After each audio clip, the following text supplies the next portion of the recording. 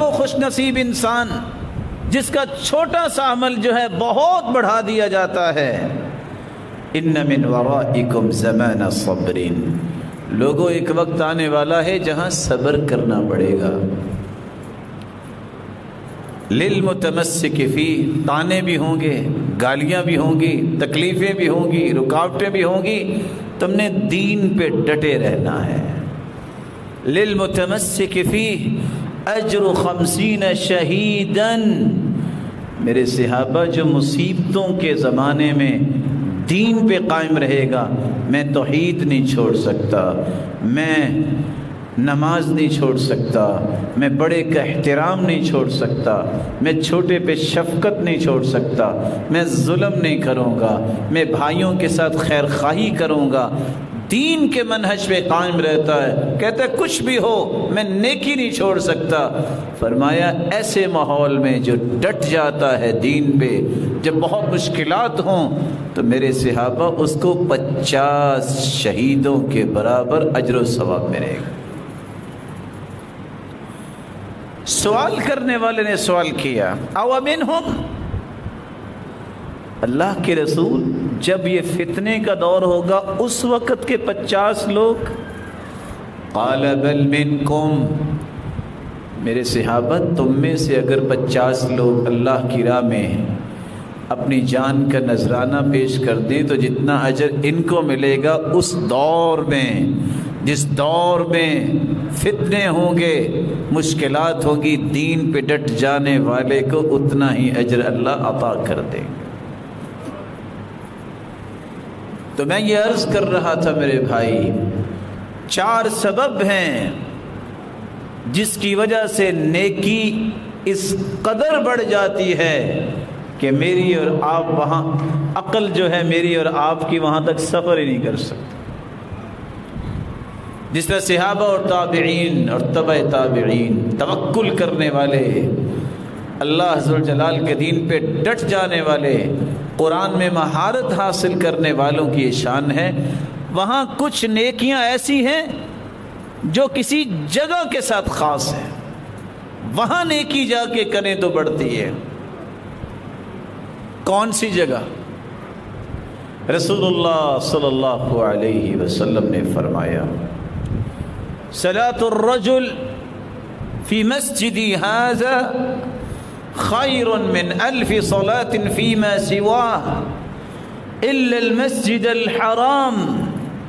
لوگوں مسجد نبوی میں جو نماز پڑھتا ہے نا، ایک نماز کے بدلے اسے اجر 1000 نماز سے زائد نمازوں کا اجر ملتا ہے، سوائے بیت اللہ کے۔ وصلاة الرجل فی المسجد الحرام افضل من 100,000 صلاة فیما سواہ۔ اور جو بیت اللہ میں ایک نماز پڑھتا ہے نا، اس کو 1,00,000 نماز سے زیادہ نمازوں کا اجر و ثواب ملتا ہے۔ یہ روشن چہرے بیٹھے ہیں، حساب و کتاب میں بھی ماہر ہوں گے۔ 1,00,000 نماز کو ذرا نکالیے، کتنے سال کی نماز بنتی ہے؟ 55 سال اگر آپ پاکستان میں نماز پڑھیں تو مانا یہ نکلے گا آپ کی 65 سال عمر ہے، تبھی تو 55 سال کی پابندی ہوئی۔ 10 سال میں نماز فرض ہوتی ہے، 55 سال نماز۔ دنیا کے مہنگے ترین علاقے بھی ہیں، جہاں بھی کوئی پڑھے 55 سال نمازیں، لیکن بیت اللہ کی ایک نماز جو ہے وہ ان 55 سالہ نمازوں سے افضل ہے۔ یہ اللہ نے جگہ کو فضیلت دی ہے، یہ مسجد نبوی کی فضیلت ہے، 1000 نماز سے افضل ہے۔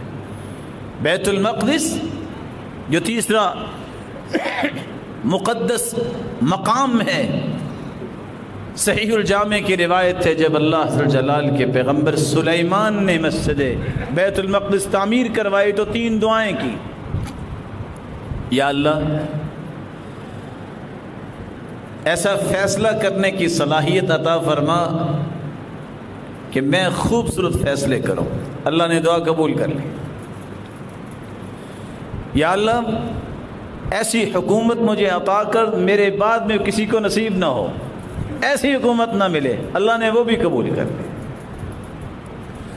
تیسری دعا، الہ العالمین جو اس جگہ پہ آ کے نماز پڑھے جب وہ چلا جائے تو ایسے ہو کے جائے کہ یوم ولدتہ امہ، جیسے اس کی ماں نے اسے آج ہی جنا ہے، اس کا کوئی گناہ باقی بچے ہی نہ۔ اللہ کے رسول فرماتے اللہ نے یہ بھی دعا ان کی قبول کر لی ہوگی۔